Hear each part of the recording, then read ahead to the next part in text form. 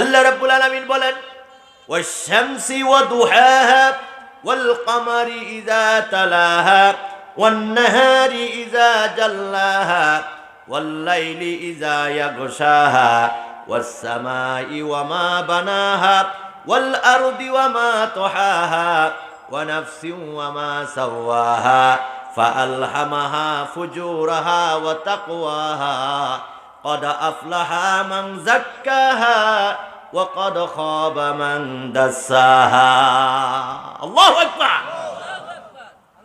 আল্লাহ রাব্বুল আলামিন 9টা বিষয়ে কসম খাইছেন। কয়টা বিষয়ে? ওয়াশ-শামসি ওয়া দুহাহা, সূর্যের কসম খেয়ে আল্লাহ পাক বলতেছেন, সূর্য যখন দীপ্তি বিশাল কিরণ দিয়ে আকাশে আসে সেই সূর্যের কসম, চাঁদের কসম, আকাশের কসম, জমিনের কসম, রাত্রির কসম, দিনের কসম। এইভাবে আল্লাহ তাআলার 9টা কুদরতের কসম খেয়ে বলতেছেন, বান্দারা আমি আল্লাহ রাব্বুল আলামিন বলে দিলাম, قد أفلح من زكاها وقد خاب من دساها। যারা জ্ঞানী হয় তারা নিজেরাই সংশোধন করে জীবনকে, আর যারা নিজেদের জীবনকে সংশোধন করতে পারে তারাই হলো প্রকৃত জ্ঞানী। সুবহানাল্লাহ বলবেন না?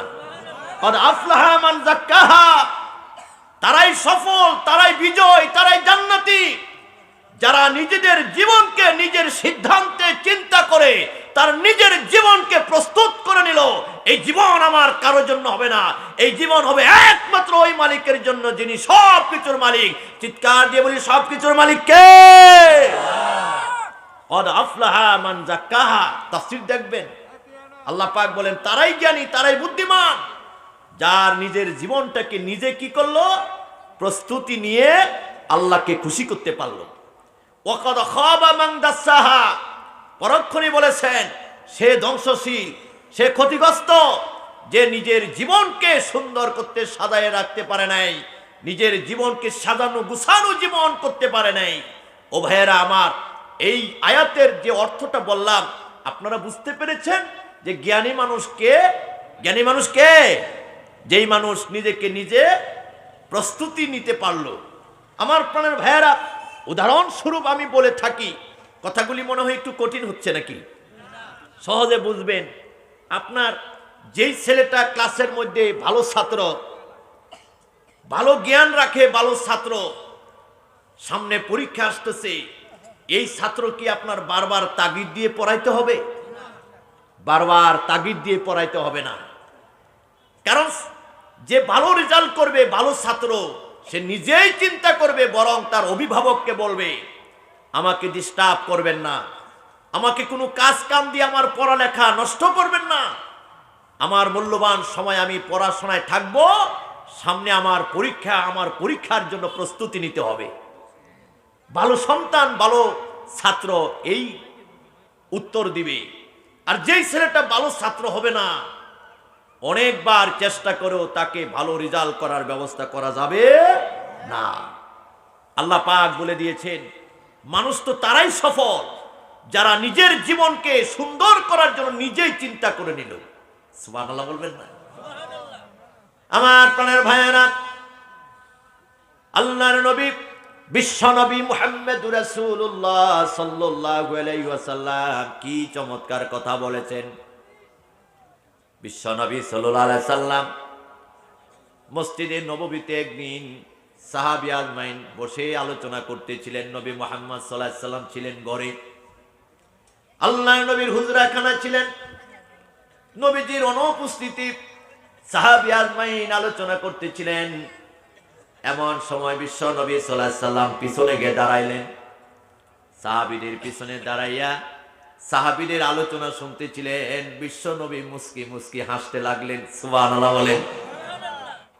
মুহতারাম হাজরিন, এই হাদিসের ব্যাখ্যায় এসেছে ওই মানুষটা ইমানের সহিত মৃত্যু হবে যেই মানুষটা সারা জীবন চিন্তা থাকবে, আল্লাহর কাছে দোয়া করবে, আল্লাহ গো আমাকে ইমানের সহিত মৃত্যু দিও। আপনার মনের মধ্যে যদি পরিকল্পনা না থাকে, হঠাৎ করে ঈমান আপনার সম্ভব না। বুঝাইতে পারছি? আজকের এই মাহফিলে আসছেন, হঠাৎ করে সিদ্ধান্ত নেন নাই, সেই সকালবেলায় সিদ্ধান্ত নিয়েছেন রাত্রির বেলা কোথাও যাব না, মাহফিলে যাব। দিনের বেলায় সিদ্ধান্ত নিয়েছেন রাত্রে কোনো কাজে যাব না, মাহফিলে যাব। সন্ধ্যাবেলা সিদ্ধান্ত নিয়েছেন আরামায়ের বাদ দিয়ে আমরা মাহফিলে যাব। বলেন তো সিদ্ধান্ত নিছেন কিনা? হঠাৎ করে কিন্তু সিদ্ধান্ত নিতে পারেন নাই। হঠাৎ করে যারা সিদ্ধান্ত নেয় তারা মাহফিলে আসতে পারবে, এটা তার জন্য সম্ভব হতে পারে না।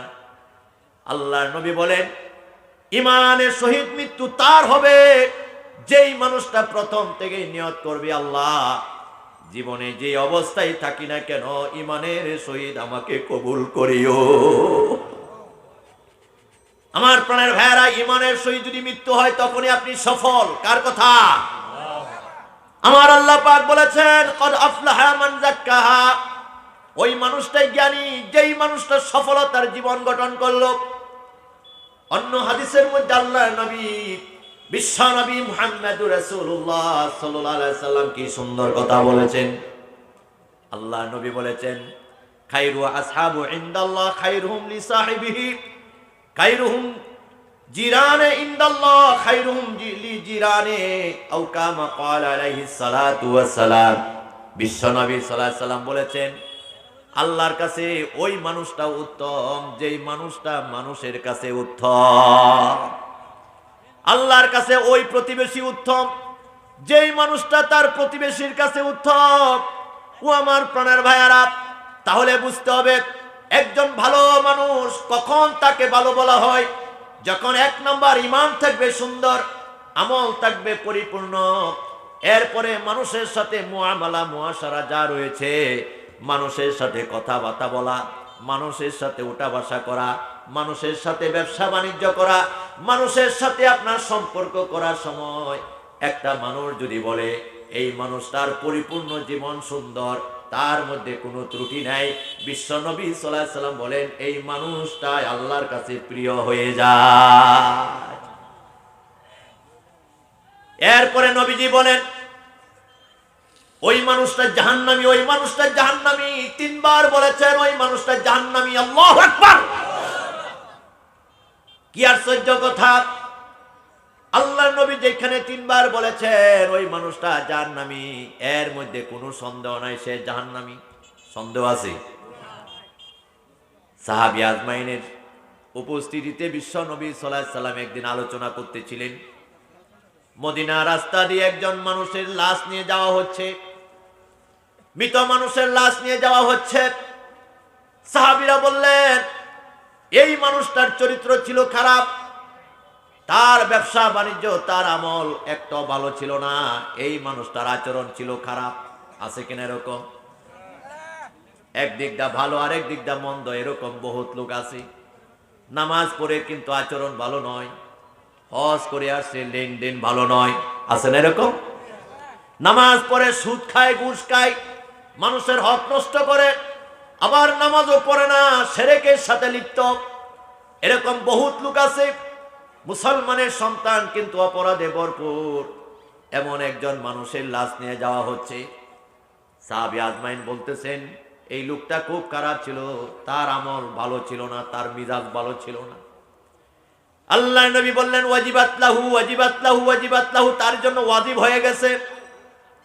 সাহাবী আজমাইন অবাক হয়ে গেলেন আর বললেন ইয়া রাসূলুল্লাহ, একটা মানুষের লাশ নিয়ে যাওয়া হচ্ছে, আমরা তার জন্য বললাম লোকটা ভালো ছিল না খারাপ ছিল, আপনি বলেছেন তার জন্য ওয়াজিব হয়ে গেছে, হুজুর ঘটনা কি?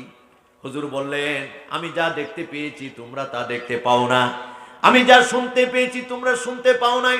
তোমরা যখন বলতেছিলে লোকটা ভালো ছিল না, তার আচরণ ভালো ছিল না, তোমাদের এই কথা আল্লাহ তাআলা সাক্ষী হিসাবে কবুল করেছে, আর এই মানুষটার জন্য জাহান্নাম ওয়াজিব করে দিলে। ভাইয়েরা আমার, জাহান্নাম ওয়াজিব হয়ে গেছে মানুষের সাক্ষী দেওয়ার কারণে। এই জন্য মানুষের সাথে ভালো ব্যবহার করতে হবে, যেমন এইভাবে আল্লাহর হুকুম পরিপূর্ণ মানতে হবে, পরক্ষণে মানুষের সাথে মুআমালা মুআশারা ভালো করতে হবে। ঠিক কিনা বলুন? তাহলে আপনার জীবন যদি এইভাবে করতে পারে, আমার আল্লাহ রাব্বুল আলামিন বলেন তারাই হলো জ্ঞানী যাদের জীবন ইমানের সহিত আমার কাছে কবুল হয়ে যায়। আমরা কি এই নিয়ত করে আমরা সকল সময় চলবো ইনশাআল্লাহ? সমস্ত কাজের পিছনে আমাদের বড় নিয়ত হইতে হবে, আল্লাহ আমরা যতদিন বেঁচে থাকি মৃত্যুর সময় অবশ্যই আমাদেরকে ঈমান নসিব করিও। আমরা কি সবাই এই আশা করতে পারি? আল্লাহ তাআলা কবুল করুক বলি আমিন। আমার প্রাণের ভাইয়েরা, এই জন্য আসুন, সময় কখন চলে যায়, আপনার এই দেহের এই হৃৎপিণ্ড থেকে আপনার রুহটা কখন বের হয়ে যায়, এই কণ্ঠনালীর আওয়াজ কখন চেপে যায়, নাকের শ্বাস কখন বন্ধ হয়ে যায়, এটার কোনো গ্যারান্টি নাই। আপনি আগামী দিন কতদিন পর্যন্ত বেঁচে থাকবেন, কত ঘন্টা আপনি বেঁচে থাকবেন, কোনো গ্যারান্টি আছে? যদি না থাকে তাহলে বলেন তো আমরা সব সময় আমরা গোলামি করব কার? সেই আল্লাহর গোলামি করার জন্য আজকের এই মাহফিল। আল্লাহ তাআলা আমাদেরকে সবাইকে কবুল করুক বলি আমিন। আলহামদুলিল্লাহ, এই যে সুন্দর পরিবেশ হয়ে গেছে, মাঠ ভরে যাবে অল্পক্ষণের মধ্যেই। আমি আশা করছি যারা এখনো বাইরে আছেন আপনারা সবাই চলে আসবেন। আল্লাহ তাআলা সবাইকে কবুল করুক বলি আমিন। আবারও আমরা প্রাণ খুলে কয়েকবার জিকির পড়ি সুবহানাল্লাহ, জুড়ে সুরে সুবহানাল্লাহ, আলহামদুলিল্লাহ, লা ইলাহা ইল্লাল্লাহ, সুবহানাল্লাহ,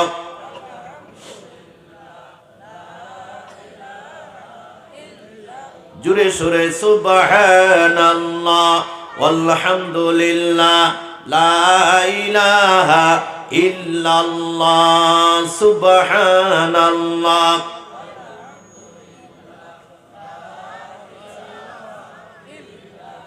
লা ইলাহা ইল্লাল্লাহু মুহাম্মাদুর রাসূলুল্লাহ সাল্লাল্লাহু আলাইহি ওয়াসাল্লাম।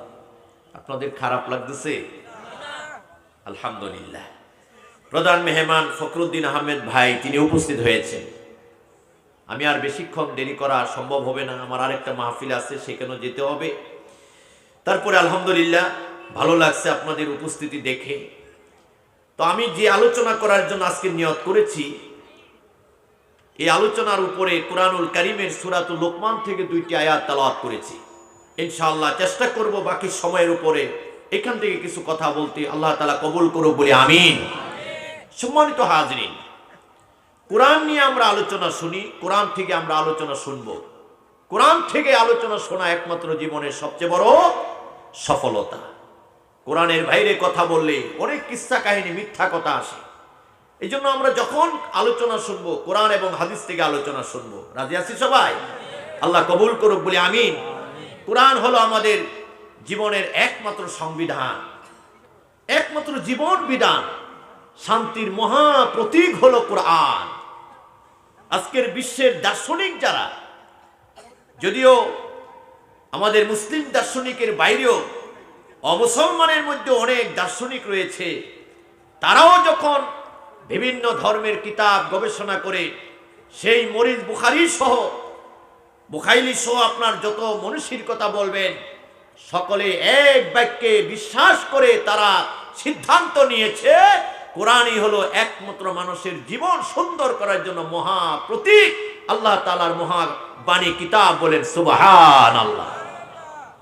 মুহতারাম ভাইরা, আমরা যেই ধর্মে বিশ্বাসী এই ধর্মের নাম হলো ইসলাম। আমাদের ধর্মের নাম কি? ইসলাম। ইসলাম আমার ধর্ম, এই ধর্মের আমি একজন সদস্য। এটি কি আমাদের কষ্ট আছে নাকি?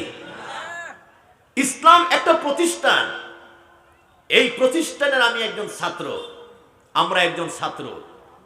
এখন বলেন তো, এই ইসলাম নামক প্রতিষ্ঠানের মালিক কে? আল্লাহ। ভালো করে আমরা খেয়াল করব। মানুষ অনেক প্রতিষ্ঠান তৈরি করে, আর ইসলাম নামক যে প্রতিষ্ঠান, এই প্রতিষ্ঠানের সরাসরি মালিক হলেন আল্লাহ। এই প্রতিষ্ঠানের সরাসরি যিনি শিক্ষক হিসেবে দুনিয়াতে এসে প্রথম শিক্ষা দিয়েছেন তিনি হলেন আমাদের নবী, বিশ্ব নবী মুহাম্মদুর রাসূলুল্লাহ সাল্লাল্লাহু আলাইহি সাল্লাম। নবী মুহাম্মদ সাল্লাল্লাহু আলাইহি সাল্লামের আগমনকে উল্লেখ করে যতগুলি হাদিস বর্ণনা করেছেন, এর একটা হাদিস হলো আল্লাহর নবী বলেছেন, ইন্নামা বুইসতু মুআল্লিমান, আমি শুধু নবী নয়, রসুল নয়, আমাকে আল্লাহ তাআলা একজন শিক্ষক করে প্রেরণ করেছেন। বলেন সুবহানাল্লাহ। নবী রাসূলের গুণের পরে একজন শিক্ষকের গুণ আল্লাহ তাআলা নবীকে দান করেছেন। সুবহানাল্লাহ বলবেন না? তাহলে ইসলাম নামক এই প্রতিষ্ঠানের প্রথম শিক্ষককে আমাদের নবী মুহাম্মদুর রাসূলুল্লাহ সাল্লাল্লাহু আলাইহি সাল্লাম। এরপরে আসেন এই ইসলাম নামক প্রতিষ্ঠানের পাঠ্য বইয়ের যে সিলেবাস, এই সিলেবাসের নাম হলো কি? কুরআন। এই সিলেবাসের নাম কি? কুরআন। আমরা কুরআন নামক সিলেবাস থেকে জীবন চালাবো। এখন আসুন, যেটা আমরা বারবার বলে থাকি, সব সময় আমরা শুনে থাকি, বলে থাকি, ইসলাম এমন এক, কুরআন এমন একটি কিতাব, যেই কিতাবকে দার্শনিকের ভাষায় বলা হয় Quran is the complete code of life. Quran হলো একমাত্র মানুষের জীবন সুন্দর করার জন্য জীবন ব্যবস্থা। বলেন সুবহানাল্লাহ। ভাইরা আমার, একটু ব্যাখ্যা করে একটু বলি। দেশ পরিচালনার জন্য একটা আইন আছে, আইন আছে কিনা? রাষ্ট্র পরিচালনার জন্য একটা আইন আছে, প্রতিষ্ঠান পরিচালনার জন্য একটা নিয়ম কানুন আছে। একটা মেডিকেল বলেন, কলেজ বলেন, পরিচালনার জন্য নির্দিষ্ট একটা আইন আছে। এটাকে বাংলা বলা হয় সংবিধান। কি বলা হয়? সংবিধান। আর কোরআনকে বলা হয় কমপ্লিট, পরিপূর্ণ সংবিধান।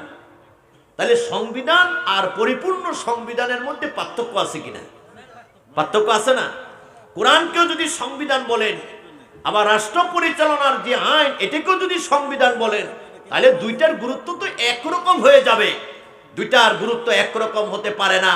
কারণ কোরআনকে সংবিধানের কিতাব বলা হয় না, কোরআনকে বলা হয় পরিপূর্ণ কমপ্লিট সংবিধানের কিতাব। বলেন সুবহানাল্লাহ। তো আমি ছোট্ট মানুষ, যেভাবে আমি এই কথাগুলি বলার চেষ্টা করি, তার বিষয়টা হলো যে সংবিধান যেই কিতাবকে বলা হয়, যে আইনকে বলা হয়, তার মূল বিষয় হলো এই সংবিধানের প্রতিষ্ঠাতা হলো মানুষ। আইনগুলি রচনা করেন কে? মানুষ রচনা করে। এই দেশটা কিভাবে চলবে, এই প্রতিষ্ঠান কিভাবে চলবে, এই আইনটা করে কারা? মানুষ করে। আজকে আপনি একটা প্রতিষ্ঠানের নতুন প্রতিষ্ঠান বানাইলেন, একটা আইন তৈরি করলেন, 2 বছর পরে আপনি নেই আরেকজন প্রধান আসলো, আইসা আপনার আইনকে বাড়াইতে পারে, কমাইতে পারে, বাতিলও করতে পারে। পারে কিনা বলুন? 5 বছর পরে আরেকজন জ্ঞানী মানুষ আসলো, তিনি আপনার আইনটা রাখতেও পারে, আবার বাতিলও করতে পারে। যেমন আমার দেশের সংবিধানের কথা বলেন, 5 বছর পর পর দেখা যায় পার্লামেন্ট থেকে সিদ্ধান্ত নেয় এই সংবিধানটা বাতিল করে এই আইনটা যোগ করতে হবে, এটা বাতিল করতে হবে। অর্থাৎ যা মানুষ ইচ্ছা করলে বাড়াইতে পারে, কমাইতে পারে, বাতিলও করতে পারে, যোগ করতে পারে, এটার নাম কি? সংবিধান। এটার নাম কি? সংবিধান। আর পরিপূর্ণ কমপ্লিট সংবিধান বলা হয় তাকে, যা নাজিলের পর থেকে কিয়ামত পর্যন্ত হাজার হাজার বছর পার হয়ে যাবে। এদেশের মাটিতে অনেক জ্ঞানী গুণী আসবে, অনেক দক্ষশীল মানুষ আসবে, কিন্তু এর মধ্যে একটা অক্ষর বাড়াইতে পারবে না, কমাইতে পারবে না। এর নাম হলো পূর্ণ সংবিধান। বলেন সুবহানাল্লাহ। আর এই পূর্ণ সংবিধান কিতাবের নাম কি? বুঝাইতে পারছি না ভাইরা? নাম কি? কোরআন। সংবিধান আর পরিপূর্ণ সংবিধানের মধ্যে পার্থক্য এইটাই। আমার প্রাণের ভাইয়েরা, কোরআন নামক কিতাব আল্লাহ রাব্বুল আলামিন কি দিয়েছেন, কি পরিপূর্ণ সংবিধান দিয়েছেন শুনুন। এই কোরআন যখন নাজিল হয়ে গেল, নাজিলের পূর্বের আপনার আলামতগুলি আমরা জানি, জাহিলিয়ার যুগের চরিত্রের কথা আমরা জানি। কতই না বেহাল দশা ছিল, কতই না কুফরি হালত ছিল, কতই না অন্ধকারের জগৎ ছিল, যেই জগতে নারীদের কোনো অধিকার ছিল না, যেই জগতে এতিমদের কোনো অধিকার ছিল না, ছোট বাচ্চাদের কোনো অধিকার ছিল না। বাবা মারা গেলে সম্পদগুলি বড় ভাইয়েরা নিয়ে যাইতো, ছোটদেরকে তার অধিকার দিত না, ছেলেরা নিয়ে যাইতো, মেয়েদেরকে কোনো অধিকার দিত না। যেই সময়ে যা যা অপরাধ ছিল, সমস্ত অপরাধে আপনার ভরপুর ছিল, তাকে বলা হয় জাহিলিয়ার যুগ। ঠিক কিনা বলুন? কোরআন নাজিল হয়ে গেল, এই কোরআনের হুকুমতে জাহিলিয়ার যুগের সব অন্ধকারগুলি দূর হয়ে গেল। নারীদের পূর্ণ অধিকার আসলো, এতিমদের অধিকার আসলো, মিসকিনের অধিকার আসলো, গরিব মিসকিন প্রতীকদের অধিকার আল্লাহ রাব্বুল আলামিন সব দিয়ে দিলেন। বাবা মার কি অধিকার রয়েছে, সন্তানের কি অধিকার রয়েছে, ও ভাইয়েরা, ভাইয়ের কাছে বোনের অধিকার, বোনের কাছে ভাইয়ের অধিকার, মালিকের কাছে তার শ্রমিকের অধিকার, শ্রমিকের কাছে মালিকের অধিকার। সমস্ত অধিকারের কথা যখন কোরআনে এসে গেল, আর সেই সময়ে কোরআনকে আল্লাহর বিধান জমিনের মধ্যে প্রচার প্রসার কায়েম করার কারণে বিশ্ব নবী সাল্লাল্লাহু আলাইহি সাল্লাম মৃত্যুর পূর্ব মুহূর্তে হাদিসটা বর্ণনা করেছেন। লক্ষাধিক সাহাবীদের সামনে বলেছিলেন, খায়রুল কুরুনি কারনি সুম্মাল্লাযিনা ইয়ালুনাহুম সুম্মাল্লাযিনা ইয়ালুনাহুম। ও আল্লাহর জমিনের বান্দারা শোনো, আমার যুগ হলো সবচেয়ে উত্তম যুগ।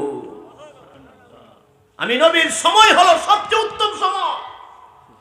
যেই যুগের মানুষের চরিত্রের এত অবক্ষয় ছিল যা বলার মতো না, সেই যুগের মানুষ কোরআনকে অনুসরণ করার কারণে, ইসলামের ছাত্র হওয়ার কারণে চরিত্র এত সুন্দর হয়ে গেল।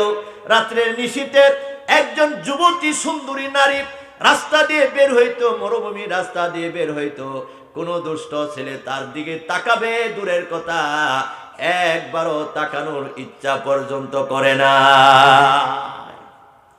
দুষ্টামি সব ভালো হয়ে গেল, চরিত্র সুন্দর হয়ে গেল। আমার প্রাণের ভাইয়েরা, অসংখ্য আলোচনার মধ্যে একটা ছোট্ট ঘটনা শুনুন। হযরত ওমরের কথাই বলেন, ওমরকে আল্লাহ রাব্বুল আলামিন ইসলাম গ্রহণ করার আগে, এই কোরআনকে অনুসরণ করার আগে তার চরিত্র কেমন ছিল, আর ইসলাম গ্রহণ করার পরে, ইসলামের ছাত্র হওয়ার পরে কোরআনকে সিলেবাস যখন মেনে নিল, চরিত্র কতই না পরিবর্তন হয়ে গেল। আল্লাহু আকবার। আবু জেহেলের পুরস্কার লাভ করবে ঘোষণা দিল মুহাম্মদ সাল্লাল্লাহু আলাইহি সাল্লামকে কেউ যদি হত্যা করতে পারো, ও আরবের যুবকেরা, কার সাহস রয়েছে, কার এই শক্তি রয়েছে, আব্দুল্লাহর পুত্র মুহাম্মদ সাল্লাল্লাহু আলাইহি সাল্লামকে মেরে তার মাথাটা নিয়ে আসতে পারো, অনেক উপহার দিব। কেউ বলছে 100 ঘোড়া, কেউ বলছে 100 উট, দামি দামি ঘোড়া উট দেওয়া হবে। রাজি হয়ে গেল হযরত ওমর। জাহেলিয়াতের কারণে, অন্ধকারের কারণে তার মন চলে গেল আবু জেহেলের পুরস্কার লাভ করবে। নাউজুবিল্লাহ। ধারালো তলোয়ার নিয়ে উঁচু করে ধরতে শুরু করলো। প্রতিমধ্যে আল্লাহ রাব্বুল আলামিন কবুল করলেন, ইসলামের সৈনিক হওয়ার জন্য ওমরকে কবুল করলেন। হযরত ওমর আল্লাহর নবীর সামনে দাঁড়িয়ে গেলেন।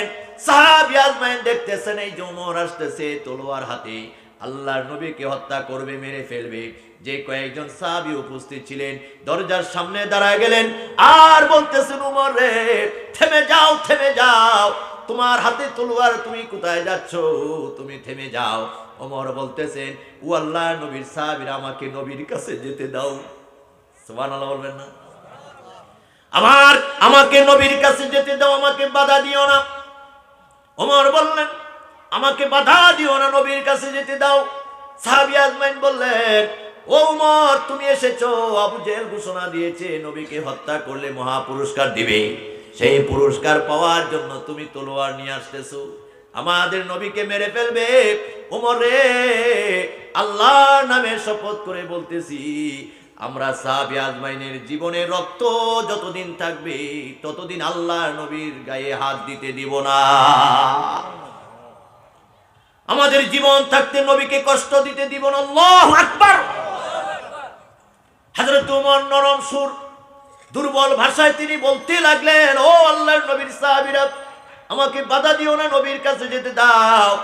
সাহাবী আজমাইন চিন্তা করলেন, ওমরের কণ্ঠ যেন পরিবর্তন হয়ে গেল, ওমরের নম্রতা ভদ্রতা যেন আমরা বুঝতে পারলাম। অসংখ্য সাহাবীদের মধ্যে একজন সাহাবী আল্লাহর নবীর সামনে গেলেন আর বললেন, ইয়া রাসূলুল্লাহ, ইয়া হাবিবাল্লাহ, ওমর আসতেই ছিল আপনাকে হত্যা করার জন্য, হাতের মধ্যে তলোয়ার, কিন্তু আমরা বাধা দিলাম, কেউ তাকে অনুমতি দিচ্ছি না, ইয়া রাসূলুল্লাহ। কিন্তু ওমরের কণ্ঠের মধ্যে কি যেন নম্রতা ভদ্রতা শুনতে পাইলাম। ওমর যেভাবে হিংসাত্মক কথা বলেন, এরকম কণ্ঠ আর শুনতে পাই নাই। আল্লাহ নবী বুঝতে পেরেছেন ওমরকে আল্লাহ তাআলা ইসলামের জন্য কবুল করেছে।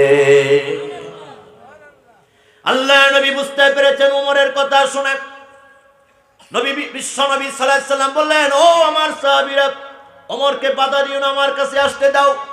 আল্লাহর নবী অনুমতি দিলেন, আর সাহাবী আজমাইন দরজা খুলে দিলেন, বলেন ওমর যাও, এবার তোমাকে অনুমতি দেওয়া হলো।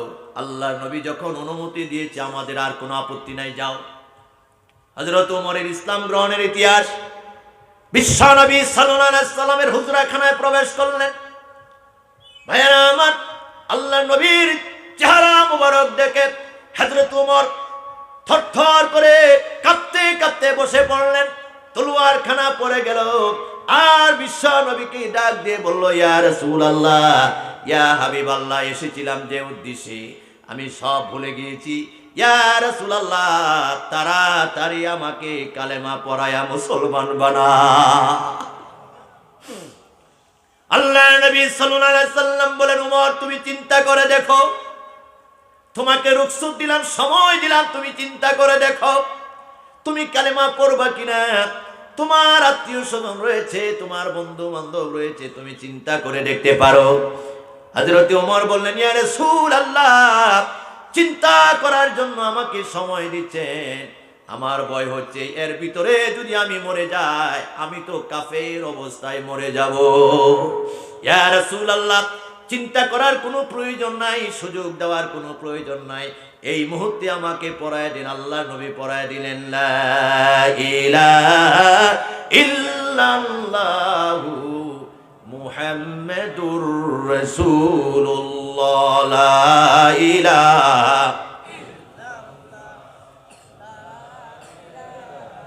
জোরে সুরে প্রাণ করে পড়ে লা ইলাহা। মাশাআল্লাহ। যারা আসতেছেন ভাইরা, এই যে পূর্ব দিকটা খালি জায়গা আছে, একটু ডান দিকে পূর্ব দিকে এসে পড়েন, লা ইলাহা ইল্লাল্লাহ, জোরে সুরে লা ইলাহা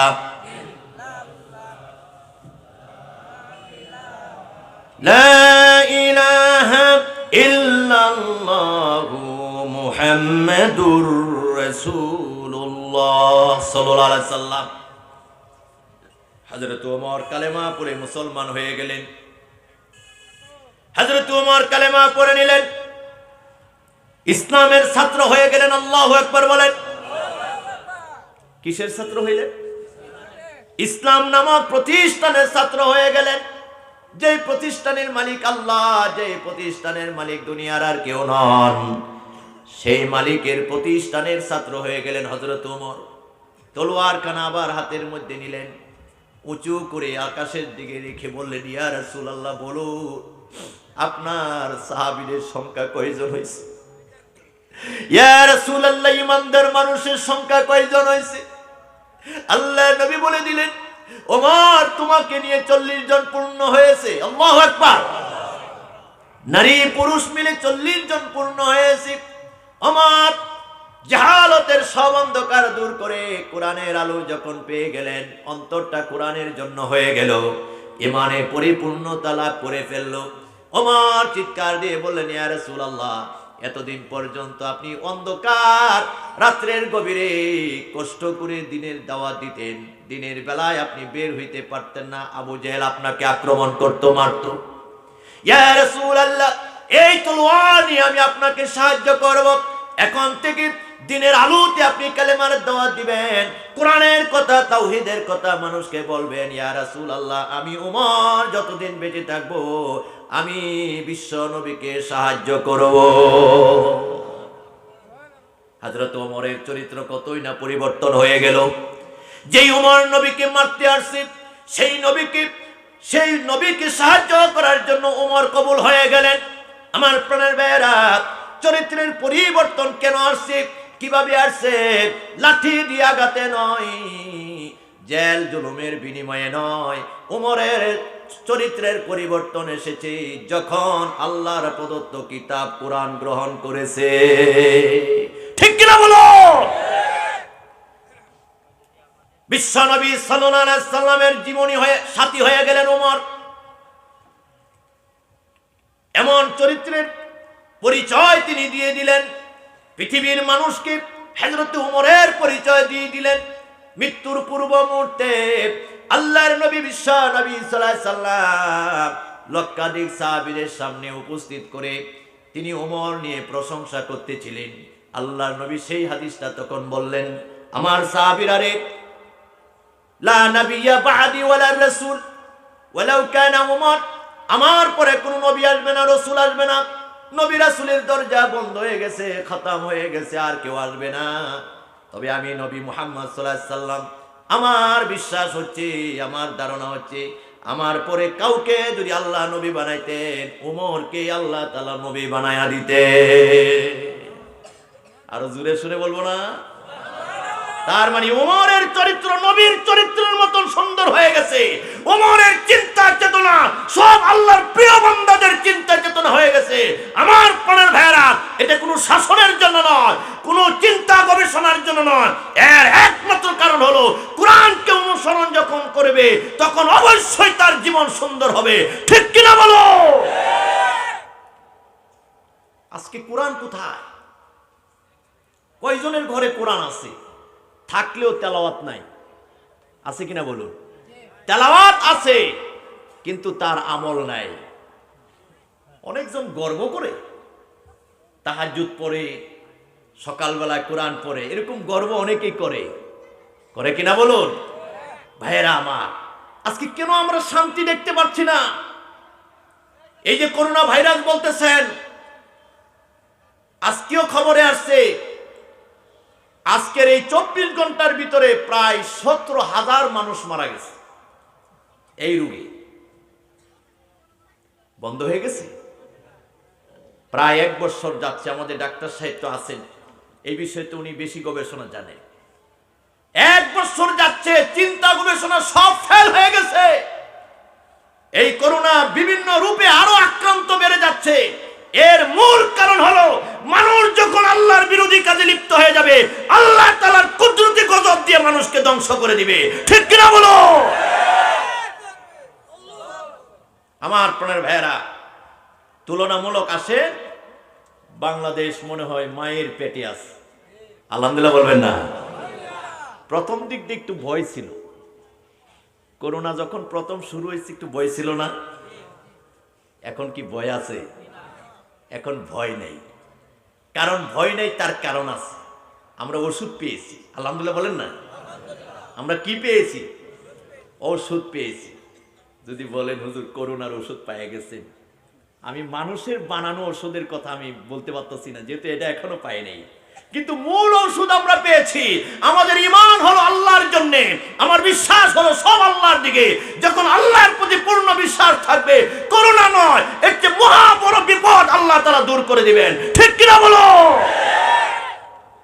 আমরা বড় ওষুধ পেয়েছি। এর চেয়ে বড় ওষুধ আর কি আছে? এই ওষুধের নাম কি? ঈমান। এই ওষুধের নাম হলো ঈমান। আমরা কোরআন পড়ি, আমরা নামাজে যেরকম কোরআন তেলাওয়াত করি, সকালে ঘুম থেকে উঠে নামাজের পরে আমরা কোরআন তেলাওয়াত করি। আবার অনেকেই আছেন, কারণ আমার একটা ছোটবেলা থেকে আমার একটা অভ্যাস, বাস্তবতার বাইরে আমি কথা বলি না। অনেকে উল্টাপাল্টা কথা বলেন, আমি এরকম বলি না। হাসাহাসির কাজ আমি খুব করি না, কিন্তু বাস্তবতা তো আপনারা দেখতেছেন। আমার সন্তান, আমাদের সন্তান এত আদরে জামাগুলি স্টাইল, প্যান্ট পরছে, মনে হয় যে বিড়ালে খামসাইছে। জি, কুকুরে কামড়াইছে। আমি কইছি বিড়ালের কথা, আপনারা তো আরো আগায় গেছে। এটা মনে হয় মসুয়াতে নাই। অবস্থা কাহিল। এই 2 মাস আগেও রাস্তাঘাটে খালি হাফ প্যান্ট পরা লোক দেখতাম। এখন আর হাফ প্যান্ট পরে না, শীত বেশি তো। এরপরে চুলের ডিজাইনের কথা আর বললাম না। চতুর্দিকে চুল নেই, আল্লাহ চুল দিয়েছে সুন্দরের জন্য। এই মাথাটা সুন্দরের জন্য চুল একটা বড় বিষয়। আলহামদুলিল্লাহ বলবেন না? যার মাথায় টাকওয়ালা মাথা, এ বুঝে যে চুলের দাম কত। আল্লাহ দিছে তোমাকে চুলটি সুন্দর করে রাখো। নবী মুহাম্মদ সাল্লাল্লাহু আলাইহি সাল্লামের যে সুন্নত তরিকা, সেভাবে রাখো। একদিক দিয়ে মাথা সুন্দর দেখা যাবে, আরেক দিকে তুমি সুন্নতের সব পেয়ে যাবে। আর এখন চুলের যে ডিজাইন, মনে হয় যে কাউয়ার মতন দেখা যায়। আছে কিনা এরকম? ও ভাইরা, যে সমস্ত ছেলেরা এরকম বকাট্টা চুল রাখে, এই ছেলেগুলি বাপ মার জন্য খুব নিয়ামত। এলোমেলো যারা চলে, এগুলি কি নিয়ামত? রাত্রের 12টায় 1টায় যখন রাস্তা দিয়ে চলি, বাস্তব যা দেখতে পাই, আহা কিভাবে সমাজ নষ্ট হচ্ছে। রাস্তার পাশে 4 জন 5 জন 2 জন এরকম বৈশা এই যে তাকাচ্ছে আপনার ইয়ের দিকে, মোবাইলের দিকে, উলঙ্গ ওই নাইস গান দেখার জন্য যে তাকাচ্ছে, কত যুবকদের আপনার চোখের যে পাওয়ার নষ্ট হয়ে গেছে। আমাদের ডাক্তার সাহেব কিন্তু প্রমাণ। ইদানিং যাবেন, মেডিকেলে যাবেন, যদি বিশ্বাস না করেন আপনার মেডিকেলে যান, যতগুলি রোগী সমস্ত ডাক্তারের কাছে থাকে, অতগুলি রোগী আপনার চোখের ডাক্তারের সামনে থাকে। বুঝাইতে পারছি না? এক সময় বয়সের কারণে মানুষের চোখের পাওয়ার কমে যাইতো, চশমা ব্যবহার করত, চিকিৎসা করত। এখন যুবকদের চোখের পাওয়ার বেশি কমে যাচ্ছে। এর মূল কারণ কি? এই যে আপনার ফেসবুকের দিকে তাকায় থাকা। এটা কোনো ভালো মানুষের লক্ষণ নয়, এটা কোনো ভালো পরিবারের সন্তানের চরিত্র নয়। ও ভাইয়েরা, এক কথা, সমস্ত অশ্লীল বেহায়াপনা থেকে, সমস্ত অন্যায় থেকে মুক্ত পাওয়ার জন্য, শান্তি পাওয়ার জন্য একটাই মাত্র পথ। এই পথ দিয়েছেন কে? এই পথ দিয়েছেন আল্লাহ। এই পথ নবী মুহাম্মদ সাল্লাল্লাহু আলাইহি ওয়াসাল্লাম রেখে গেছেন। কোরআনের উপরে জীবন চালান, নবীর সুন্নাতের উপর জীবন চালান, সব সুন্দর হয়ে যাবে। সুন্দর করে দেওয়ার মালিক আল্লাহ। এখন আসুন, লম্বা হয়ে যাচ্ছে কথা। আমি যেটা বলতেছিলাম, আমরা শান্তি চাই। শান্তির জন্য আমার শান্তি হবে, আমার প্রথম হলো আমার জীবন, এরপরে আমার পরিবার, এরপরে আমার সমাজ, এরপরে আমার রাষ্ট্র। সকল কিছুর ভিতরে হলো আমার পূর্ণ শান্তি। ঠিক কিনা বলুন? তাহলে শান্তি যদি আমরা চাই, প্রথম শুরু করতে হবে কি? পরিবার থেকে। কোথায় থেকে? পরিবার থেকে। আসুন, পরিবার থেকে আমরা শান্তির আলোচনা করি। পরিবার 2 ধরনের 3 ধরনের মানুষ নিয়ে হলো পরিবার। প্রথম হলো স্বামী স্ত্রী, এটা হলো 1 নম্বর ব্যক্তি। 2 নম্বর, কোনো ঘরে যদি পিতামাতা থাকে, সন্তান থাকে, তাইলে স্বামী স্ত্রী পিতামাতা, লোক বাড়ছে কিনা? বুঝাইতে পারছি না কথাটা? একটা পরিবার, যাদেরকে নিয়ে পরিবার বলা হয়, প্রথম হলো স্বামী স্ত্রী, 2 নম্বর হলো যদি পিতামাতা থাকে তারা, 3 নম্বর হলো ওই পরিবারে যদি সন্তান থাকে। তাহলে কয় ধরনের মানুষ? 3 প্রকার। কয় প্রকার? 3 প্রকার। 1 নম্বর পিতামাতা, 2 নম্বর স্বামী স্ত্রী, 3 নম্বর হলো কি তার সন্তানাদি। এদের কে নিয়ে হলো পরিবার। আর এই পরিবারের মধ্যে শান্তি পাওয়ার জন্য কোরআন থেকে আল্লাহ তাআলা কি শিক্ষা দিয়েছেন? খালি যদি বললাম যে কোরআনই শিক্ষা দেয়, কোরআনই শান্তি দেয়, কোরআনই শান্তি দেয়, আরে বাবারা সারা জীবন খালি বললাম, কিন্তু কোরআন কি শান্তি দেয় সেটা তো আমাদের জানতে হবে। জানার দরকার আছে কিনা? আজকে আমি এই কথাগুলি বলবো ইনশাআল্লাহ। বলেন ইনশাআল্লাহ। আল্লাহ কবুল করুক বলি আমিন। আসুন ভাইয়েরা, আমরা আলোচনা করি। আমি ছোটবেলা থেকে শুনি যে সবাই আলোচনা করতে গেলে এই বিষয়টা আমরা করি, সন্তান পিতামাতাকে কিভাবে খেদমত করবে। বাপ মাকে যদি কেউ কষ্ট দেয়, বলেন তো এই সন্তান জান্নাতে যাইতে পারবে? বাপ মাকে কষ্ট দেওয়া যাবে না। এই আলোচনাটা আমরা সর্বদাই শুনে আসছি, আরো দরকার শুনবো। আমি আজকে নিয়ত করেছি এর বিপরীত আলোচনাটা বুঝাবো। বিপরীত কি? যে দুনিয়াতে কি বাপ মা আগে আসে না সন্তান আগে আসে? একটু জোরে সোরে বলেন। বাপ মা আগে না সন্তান আগে? তাইলে দায়িত্ব কার আগে? বাপ মার আগে দায়িত্ব না সন্তানের আগে দায়িত্ব? ভালো করে কিন্তু বলতে হবে। আজকে কিন্তু আমরা আসামি হয়ে গেলাম। আসামি কিন্তু আজকে আমি হয়ে গেলাম, কারণ আমার সন্তান কিন্তু এখন ছোট, সে শিশু, সে কিছুই বুঝে না। এখন আমি অভিভাবক, আমার কি দায়িত্ব রয়েছে সন্তানের প্রতি, এইটা কিন্তু আমরা খুব আলোচনা করি না। সন্তান বড় হবে, বাপ মাকে খাওয়াবে, খেদমত করবে, খালি এই আলোচনাটা করি। আগে আলোচনার দরকার কোনটা? বাপ মার দরকার আছে কিনা? দরকার আছে না? আমার প্রাণের ভাইয়েরা, আপনি একজন অভিভাবক, আপনি বাবা হয়েছে, পর্দার আড়াল থেকে আমার মায়েরা যারা আলোচনা শুনছেন, আপনারাও ভালো করে শোনেন। আপনার ছেলে আপনাকে কষ্ট দেয়, ভাত দেয় না, কাপড় দেয় না, চিকিৎসা দেয় না, অনেক বড় দুঃখ। সন্তান এত কষ্ট করে বড় করেছে, এখন সন্তানের কাছ থেকে ভালো আচরণ পান না, চোখের পানিতে বুক ভাসান, জীবন যেন এর চেয়ে কষ্ট আর কিছু নাই।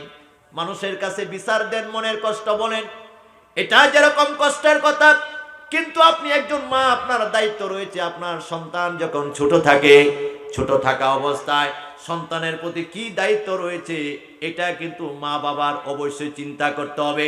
আল্লাহ রাব্বুল আলামিন কোরআন থেকে শিক্ষা দিয়েছেন, সন্তান যখন ছোট থাকবে, এখনো পরিপূর্ণ জ্ঞানী হবে না, তখন পিতামাতার দায়িত্ব কি, এটা শিক্ষা দেওয়ার জন্য আল্লাহ রাব্বুল আলামিন একটা সূরা নাজিল করেছেন, তার নাম হলো সূরাতুল লুকমান। বলেন সুবহানাল্লাহ। রাগ পাইতেছেন? আমার যুবক ভাইরা, তোমরা খেয়াল করো, যারা এখনো বিয়ে শাদী করো নাই, তুমিও একদিন বিয়ে শাদী করবে, তোমারও পরিবার হবে, একদিন তুমিও অভিভাবক হইবা, তোমারও সন্তান হবে, বিদায় তোমারও কিন্তু সেই দায়িত্ব মনে করতে হবে।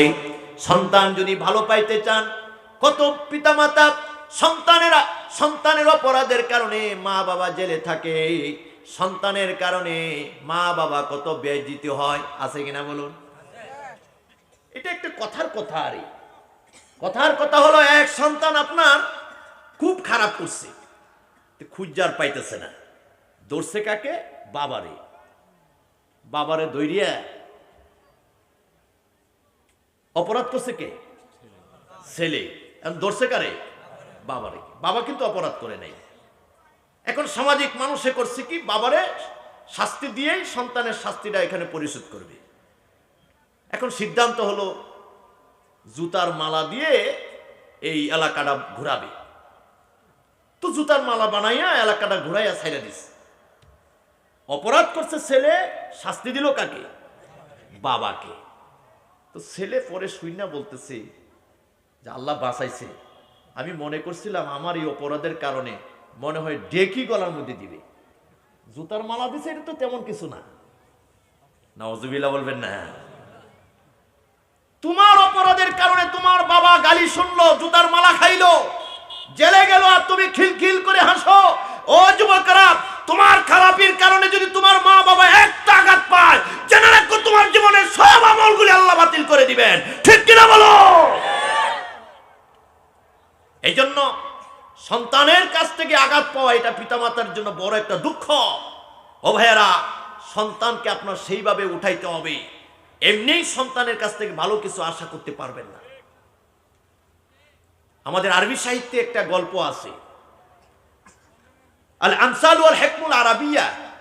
আরবি সাহিত্যের একজন প্রবল জ্ঞানী মানুষ, তাদের কিছু পণ্ডিতব্য একটা ভাষা রয়েছে, লা তাজরি মিনাল শাওকিল আনাব। কাটা গাছ থেকে আঙ্গুর পাওয়া যাবে না। বুঝাইতে পারছি কথাটা? কাটা গাছ থেকে কি পাওয়া যাবে না? আঙ্গুর ফল পাওয়া যাবে না। তিতা গাছ থেকে তিতা ফল পাইবেন, তিতা ফলের গাছ থেকে মিষ্টি ফল আপনি পাইবেন না। যেই সন্তান আপনি কুরআনী সন্তান বানালেন না, যেই সন্তানের চরিত্র সুন্দর করে উপরে উঠাইলেন না, বড় করলেন না, এই সন্তান একদিন বড় হইয়া মদ খাবে, গাঁজা খাবে, চুরি করবে, সন্ত্রাসী করবে, নারী দর্শন করবে। আর আপনি যদি আফসোস করেন সন্তানের জন্য, আমি পিতা, আমি মাতা, আমাদের মান সম্মান নষ্ট হচ্ছে, ও ভাইয়েরা আমার, সিদ্ধান্ত নিতে হবে, এরকম খারাপ সন্তানের পিতা মাতা আমি হতে রাজি না। ঠিক কিনা বলো? পিতামাতার অনেক দায়িত্ব রয়েছে। দায়িত্বের কথা বললে সময়ের দরকার। কি কি দায়িত্ব পালন করবেন? এখনো সন্তান আসে নাই দুনিয়াতে। আমার নবী, বিশ্ব নবী সাল্লাল্লাহু আলাইহি সাল্লাম যা শিক্ষা দিয়েছেন, প্রথম আপনি একজন যুবক মানুষ, এখনো বিয়ে করেন নাই, এখনো বাবা হন নাই, অভিভাবক হন নাই, এক নাম্বার আপনার নিয়ত করতে হবে, আমি একজন পর্দাশীল সতী সাধবী নারী বিয়ে করব। বুঝাইতে পারছি? এখান থেকে শুরু হবে আপনার পারিবারিক জীবন। বিয়ে করলেন, বিয়ে করার পরে খুব সহজে বলতেছি, মূল্যবান কথাগুলি শুধু বলবো। দাম্পত্য জীবন হয়ে গেল, নতুন ঘরে বাসর ঘরে আসলেন, নিয়ত হইল স্বামী স্ত্রী একসাথে হইলেই পরবর্তী সন্তান আসার জন্য একটা সম্ভাবনা থাকে। উজু করবেন, গোসল করবেন, উজু করবেন। আল্লাহ নবী সাল্লাল্লাহু আলাইহি সাল্লাম বলছেন, সন্তান আসবে এরকম সম্ভাবনা। ও মা, ও আমার বাবারা, এই অবস্থায় তুমি যদি মনে করো কিছুক্ষণ পরে স্বামী স্ত্রীর মধ্যে একসাথে হয়ে যাবে, পরবর্তী সন্তান আসার সম্ভাবনা হবে, এর পূর্বে তোমার প্রথম কাজ হলো অবশ্যই গোসল করো, 2 রাকাত নফল নামাজ পড়ো, আল্লাহর কাছে বলো, আল্লাহ দাম্পত্য জীবন শুরু হলো, আমাকে একটা নেক সন্তান দিও। এখানে তো প্রথম শুরু। হযরত ইব্রাহিম আলাইহিস সালাম আল্লাহর কাছে সন্তান চাইলেন, এই কথা বললেন না, আল্লাহ মৃত্যুর পরে আমাকে কে দাফন করবে, বৃদ্ধ হয়ে গেলে কে খাওয়াবে, আমার কথা কে বলবে, আমাকে একটা সন্তান দাও, 2টা 3টা সন্তান দাও। এই কথা ইব্রাহিম আলাইহিস সালাম বলেন নাই, বরং আল্লাহ তাআলার কাছে তিনি ফরিয়াদ করলেন। আল্লাহ রাব্বুল আলামিনের কাছে বললেন, রব্বি হাবলি মিনাস সলিহিন, হে আল্লাহ তাআলা আমাকে নেককার একটা সন্তান দিও, বদকার সন্তান দিও না, এমন সন্তান দিও না যেই সন্তানের কারণে পিতামাতার মর্যাদা নষ্ট হয়। আল্লাহর কাছে সন্তান চান নাই, চেয়েছেন নেক সন্তান। কি চাইছেন? রব্বি হাবলি মিনাস সলিহিন, বলেন সবাই, রব্বি হাবলি মিনাস সলিহিন, হে আল্লাহ তাআলা আমাকে একটা নেক সন্তান দাও। ইব্রাহিম আলাইহিস সালামের দোয়া কবুল করলেন। আল্লাহ রাব্বুল আলামিন জানাই দিলেন, ফাবাশশারনাহু বিগুলামিন হালিম, ইব্রাহিম রে তুমি তো শুধু সন্তান চাও নাই, তুমি চেয়েছো একটা নেক সন্তান, আমি তোমার দোয়া কবুল করলাম। ও ইব্রাহিম, ইতিহাস সাক্ষী হয়ে গেল, এই জমিনের মধ্যে যারা সন্তান পেয়েছে এর মধ্যে তোমার সন্তানটা হলো অত্যন্ত সুন্দর সন্তান, তোমাকে একজন ধৈর্যশীল সন্তান দান করলাম। বলেন সুবহানাল্লাহ। এই সন্তানের নাম কি? জি মাশাআল্লাহ মাশাআল্লাহ, হযরতে ইসমাঈল আলাইহিস সালাতু ওয়াস সালাম। ওইদিকে যাচ্ছি না ভাইয়েরা, যেমন দোয়া করেছেন ইব্রাহিম, আল্লাহ তাআলা কবুল করলেন, ইসমাঈলের মতন একজন ধৈর্যশীল সন্তান দান করলেন। ও আমার ভাইয়েরা বাবারা, এই জন্য পিতামাতার প্রথম দায়িত্ব হলো সন্তান তো আসবেই। স্বামী স্ত্রীর যখন একসাথে হয়ে যাবেন সন্তান আসবে, সন্তান ভালো না মন্দ এই জন্য আপনার কিন্তু প্রথমেই সিদ্ধান্ত নিতে হবে।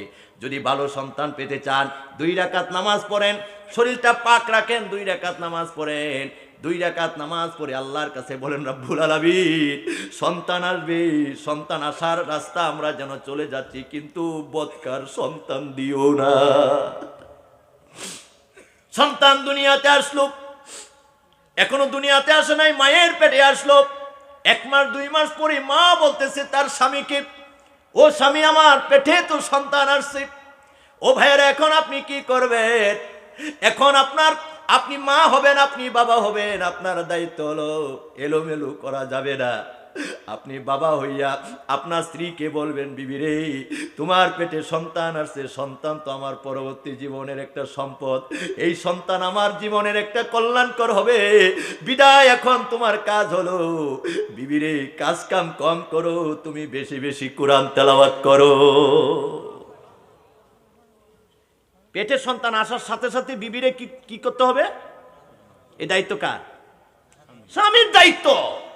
এই দায়িত্ব আপনার মা বাবার না, এই দায়িত্ব আপনার।